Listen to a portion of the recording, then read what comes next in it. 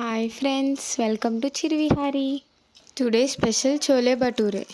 ముందుగా ఆనియన్స్ని 4 పీసెస్గా కట్ చేసి మిక్సీలో వేసుకోండి. అలాగే 4 లవంగాలు, చిన్ని దాల్చిన చెక్క వేయండి. స్టవ్ ఆన్ చేసి ప్యాన్ పెట్టుకొని 1 టేబుల్ స్పూన్ ఆయిల్ వేసుకుందాం. అలాగే కొంచెం జీలకర్ర, 4 పచ్చిమిరపకాయలు, కొంచెం కరివేపాకు వేసుకుందాం.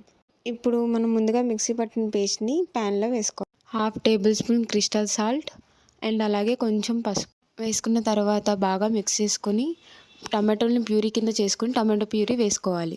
టమాటో ప్యూరీ మగ్గాక 1 టేబుల్ స్పూన్ కారం వేసుకొని బాగా మిక్స్ చేసుకోవాలి.